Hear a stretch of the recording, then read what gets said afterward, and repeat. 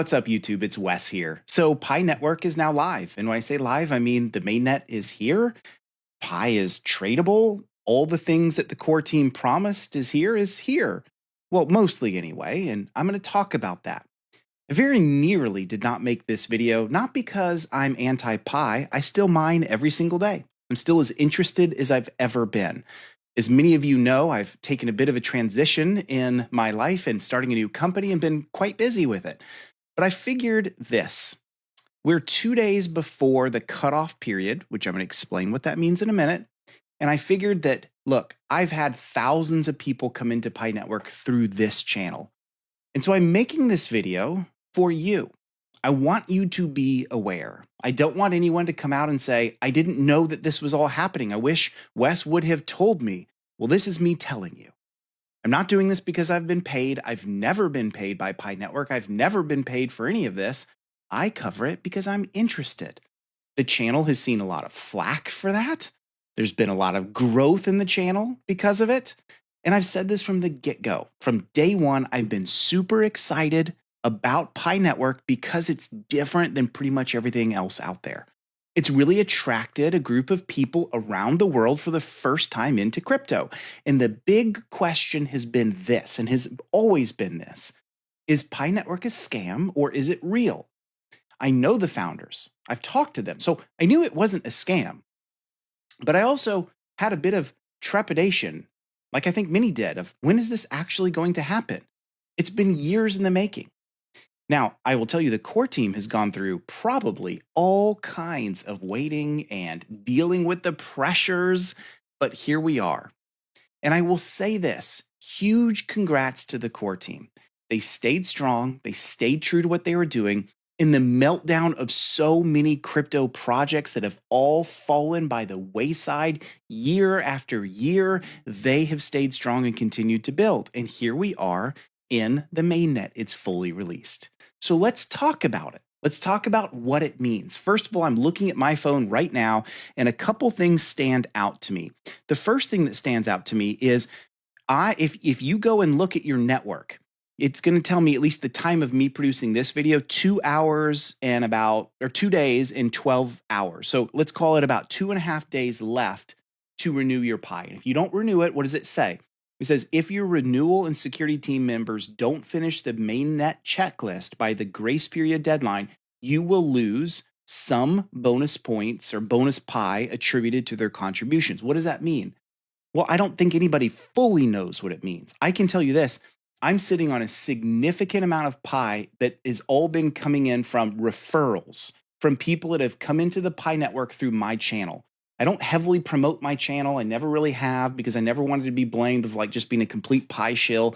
So I made you hunt for it if you wanted to go join my group. But I have a lot, and many of you have a lot that's completely unconfirmed. And so you need to do that. Now, I want to answer some other questions, but I'm going to share my screen out and I want to show a couple of things that I want you to be aware of. Pi Network users sell accounts amid mainnet migration issues. That is a really bad idea. I'm going to cover more about what this is talking about here. So first of all, millions of accounts remain locked. So it says Pi Network has 11.5 million accounts. That probably is about right. You can go look at the Blockchain Explorer and confirm that. So let's say it's true. At least 62% of all accounts are locked for 3 years. And I read that and I'm like, well, yeah, that's what you chose. When you're going through the mainnet migration, one of the questions it asked you is, how many years do you want to lock up your Pi? I had a video on that too, and I told everybody, I'm not doing 100% of my Pi for 3 years because I'm going to have access to some of it. But the more you lock up and the longer you lock it up for, the more you're going to make in what you're holding. There's a percentage bonus. I think it go up as high as like 300% or something. I didn't do that. I told my whole community, don't do that. If you choose 3 years and 100%, yes, you're going to earn a lot, but it's going to be, the network's going to go live at some point, which is now, and you have no access to it.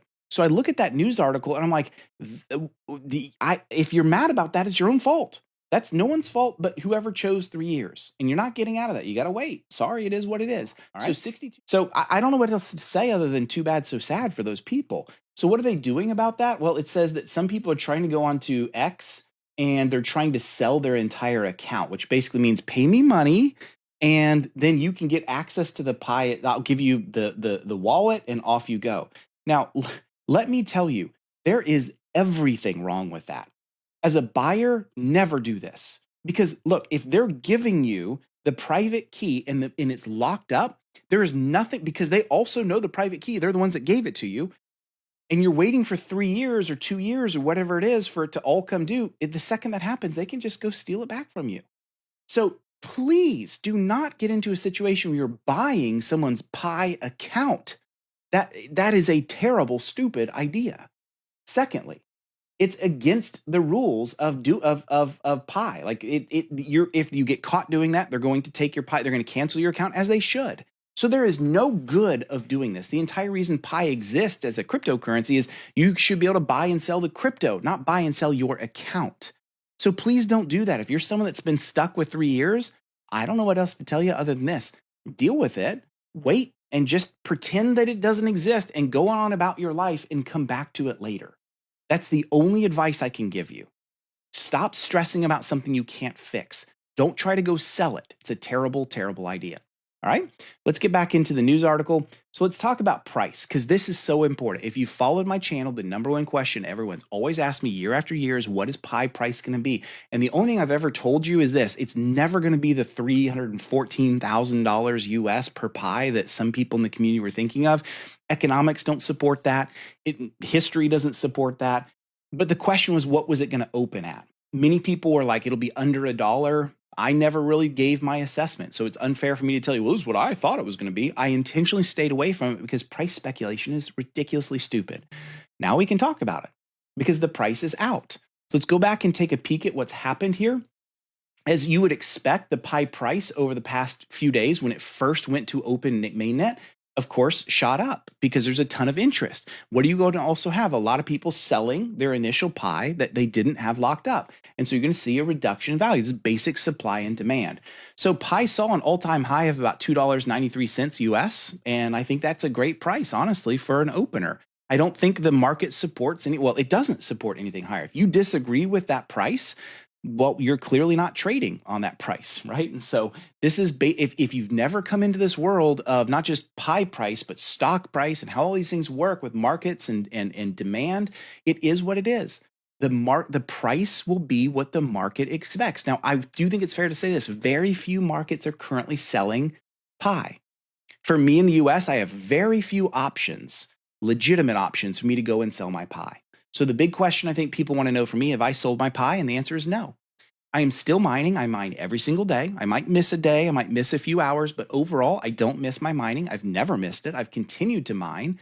And what I've noticed is this: I go and look, and in over the past year, I probably had active miners. So I'm just going to tell you what I have here. I have over 3,200 people in my network that I've invited in. All right.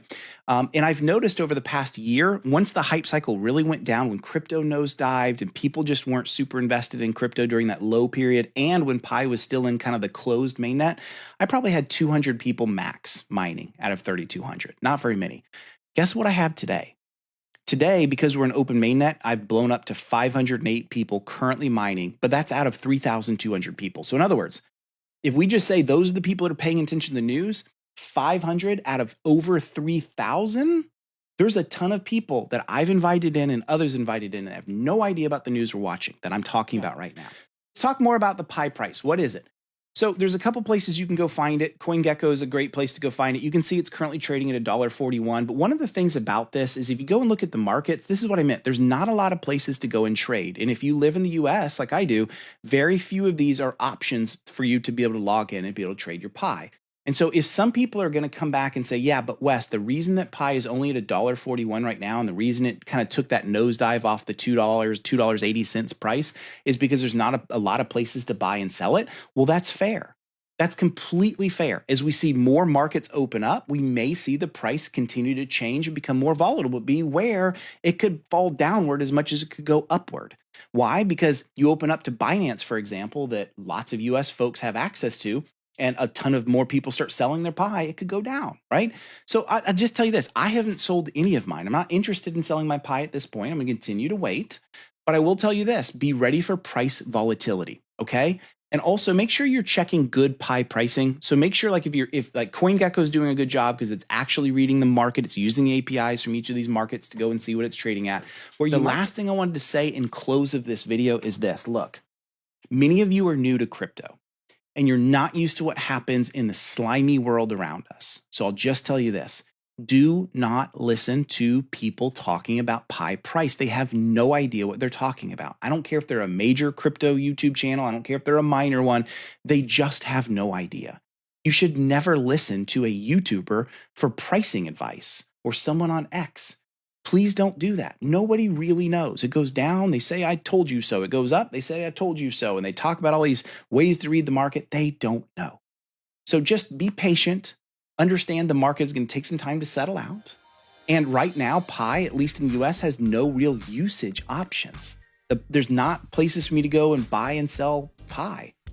On top of that, IRS tax code makes it really difficult on how they calculate and look at crypto as an asset. So it makes it hard for me to be able to go and buy and sell stuff because I'm going to have capital gains if I use it. So there's just a lot of mess in the crypto world overall that you just can't get sidetracked on. Remember the whole usage of Pi and why it came out. It came out because it was giving accessibility to the world on a universal crypto. Some countries will use it for actual financial transactions and buying and selling of goods and services. It's wonderful. Others, like the US, it's going to be much more difficult. It's fine. But just know it's a really cool approach, and I'm here for the long run. I've always been here for the long run.